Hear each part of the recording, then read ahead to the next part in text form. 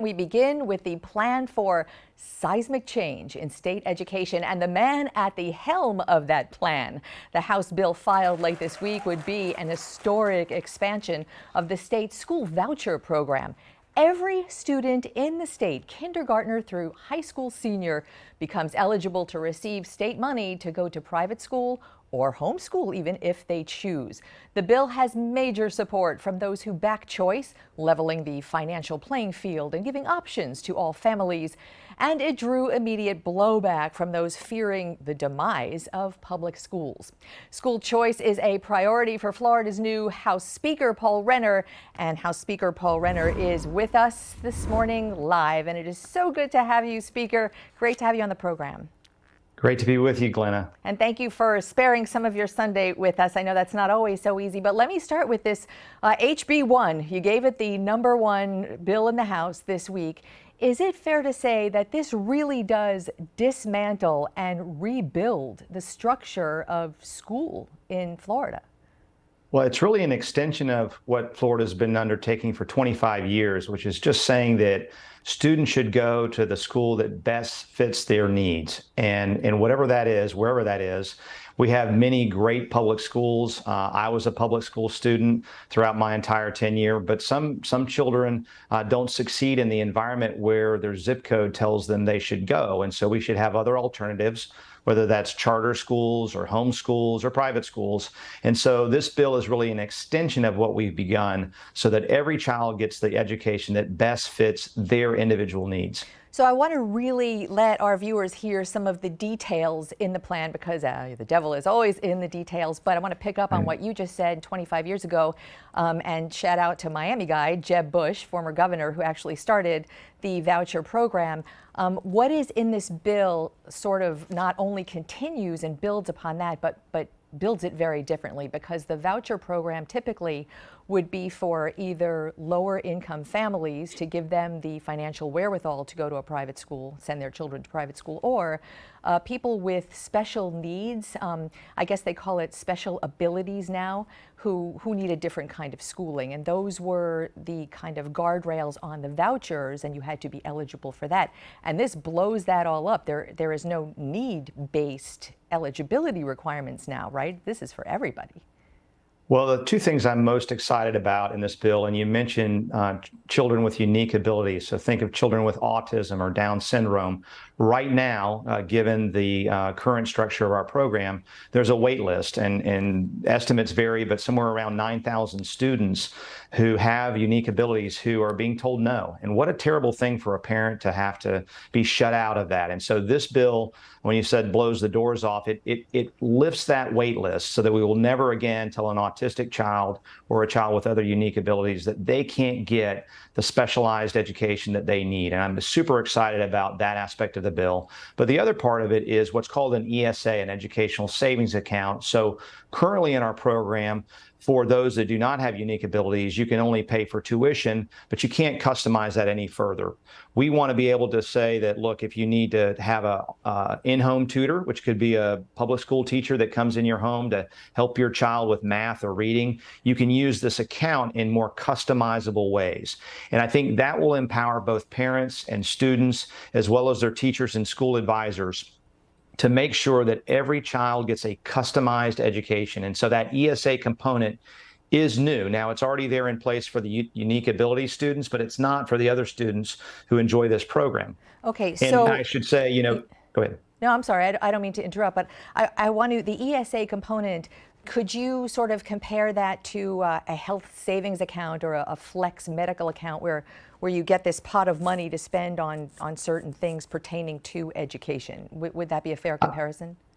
I think that's a great comparison. What we've done that's a little bit different, some of the other states who have allowed it for uniforms and things that have an educational, that are related to education, we've restricted it to things that are purely directly related to education. So if you need to pay for an online course or again, a in-home tutor, that type of thing would now be allowed under this new bill if it's passed.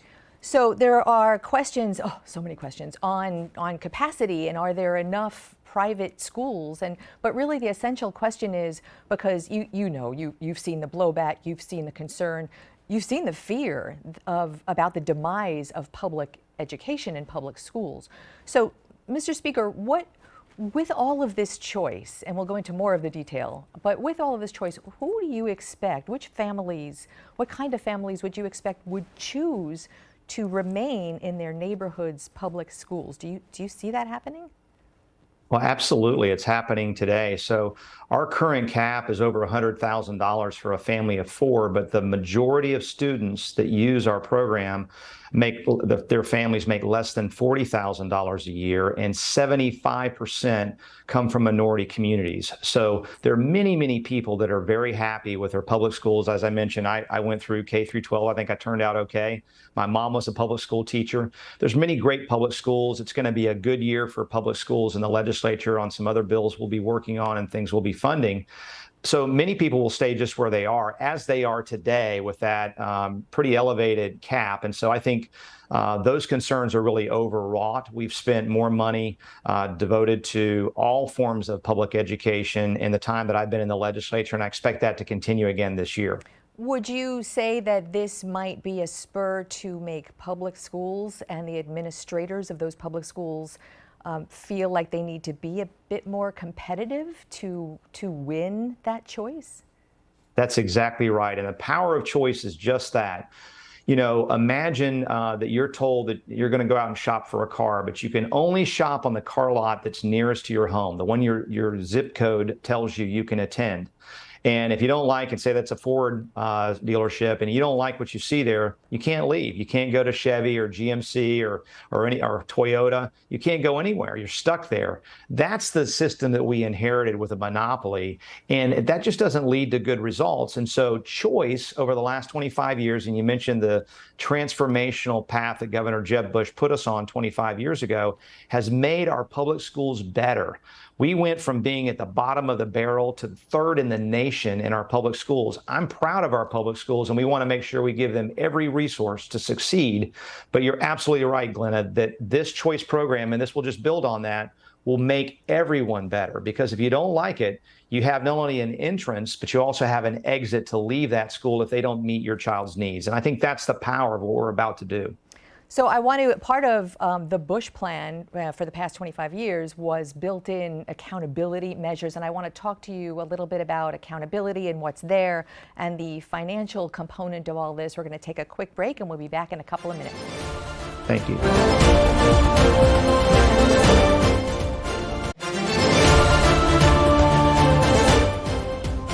We are back with Florida House Speaker Paul Renner talking about the priority bill filed this week, HB 1, which is going to be a vast expansion of the school voucher program. Universal choice is what people in Tallahassee are calling it right now.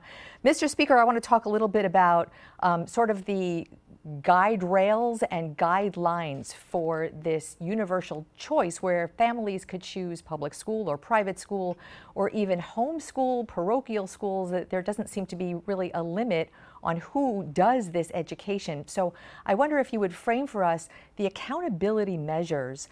We like to think that everybody acts on good faith, and we in this business in particular know that's not always the case. So what are the guardrails in place for the spending of money, where it goes, who uses it, and that it's being spent well? Well, there's two major components to accountability. One is regulatory, and so we for example, require standardized testing for those that receive these scholarships and the like to make sure that they're progressing and succeeding in their educational pursuits. But there's also market accountability. The students, as I said, many people are very happy with where they are. That's why you haven't already seen a mass exodus in the programs that we've expanded over the years. But parents will look, and if they go up to a place, whether it's a charter school or a private school or a virtual school, and they decide that they're not happy, they have the chance to go to yet another place to make sure that they get the best education for their children. So there's both regulatory accountability, but also market accountability. And I think it's important to note that we're not operating or speculating in a vacuum here. We've had this program in increasing scope over the last 25 years, and it's working well. What we see in people that participate in the program is that they're more likely to go to high school, more likely to attend college and graduate from college than those like peers that stayed in the traditional public schools. And so I think that's the best indication is, does it work or not? And we're all about educational outcomes and rewarding those schools that do well and not rewarding those schools that do not do well. And that really is driven a lot by great parents and students choosing what's right for them. Well, no doubt. We know just from covering education for so long that parental involvement is, if not the key indicator, then right up there as one of the key indicators of student success. That people tell us in education that across the board. Mr. Speaker, so this family empowerment voucher that now everybody is available for, no need-based anymore. Do you expect that there are families maybe who do send their children to private school now, and some of the private schools are not as expensive as others. Some are very expensive, including someone's annual salary as tuition every year. But how do you see that going now that there's not a need base? There's still really not so much of a level playing field when tuitions vary from school to school so much. People or families with more resources will still be able to make choices that others could not. Is that valid? Yeah, and I think it's important to note that our bill prioritizes low-income families. It prioritizes families with unique abilities. And it's really there that you see, as I mentioned, the majority of students on the program today, even though we have a cap that's over $100,000 today before this bill, the majority of students that participate, their families make less than $40,000 a year. And so it is the case that in upper income neighborhoods, you tend to have public schools that perform better. And so this is really, in my mind, about the civil rights moment of our generation and making sure that we're taking care of every single child. No child should be trapped in their zip code. And as I said, what you're seeing in practice, we don't have to speculate, is that the majority of students that have and will take advantage of this program are in schools that may be lower income neighborhoods that are just not meeting their needs. We should be able to give that child the same God-given right to excel as a child that makes whose family makes a lot of money. And I'm super excited about making sure we continue down that path, especially for our children with unique abilities. The bill that's filed, it was filed Wednesday night or Thursday. Pretty comprehensive, and some people who like to do things firsthand can go on the House website right now and read through it.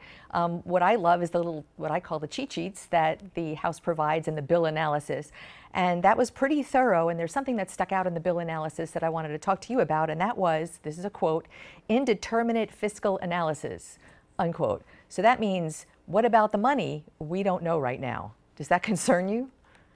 No, this is normal. I mean, it's all the bills that we have that have a fiscal component, you have to, in some respect, make an estimate of how many people will take up the new opportunities that are there. And I said on the front of students with unique abilities, we have estimates that range depending on who you're talking to. But in general, we're talking about somewhere between 6,000 and 10,000 students that currently have been blocked from participating. And so there's a number you can actually attach to that. What we don't know is, with the change in income caps, how many parents will take advantage of that. We know that with income caps currently over $100,000, that the vast majority of students are still coming from these lower income communities. And so I would expect that to continue. But that's where the smart, economic people get together and give us an estimate, a fiscal estimate, which we need, because unlike the federal government, we have a balanced budget. We do balance our budget, and we want to make sure we come in with the amount of money we're going to devote to this. Again, prioritizing children who are lower income, children who have unique abilities, to make sure they're first in line. So you're talking to a lot of families who are going to be really interested in exploring the possibilities. Where do they start? How do you know where to go, what to do, what your options are? Well, there's resources out there. Our Step Up for Students program, which has been managing the hundreds of thousands of children who already participate in these choice programs, have a lot of resources. I would start there. The Department of Education can certainly help. And if not, you can call us at the Florida House or the Florida Senate. We have just some great staff who know these programs inside and out to help navigate that. And as I say navigate, an interesting and exciting part of this bill is to set up choice navigators. And so that will phase in over time so that a parent and a student can sit down with somebody who's an educational person along with their teachers in schools and say, hey, look, here are your grades, your scores. This is what's going on in your life and your development that only parents know best. And here's some recommendations about how we might layer on to your education and further customize it through those ESA programs to make sure we're getting absolutely the best out of your education for your child. And even brothers and sisters learn differently. Some are good in math or good in reading. And so this is really about maximizing customization, getting the most out of every single child's potential. And I'm super excited about it. House Speaker Paul Renner, it is really good to have you. I should say this is not a done deal yet. First committee meeting is later this week on Thursday, but so much support in a majority conservative legislature. We have no doubt that this will be law by the end of May. But meanwhile, I hope you come back and talk with us about all kinds of things going on in Tallahassee as the year progresses. We sure do appreciate your time.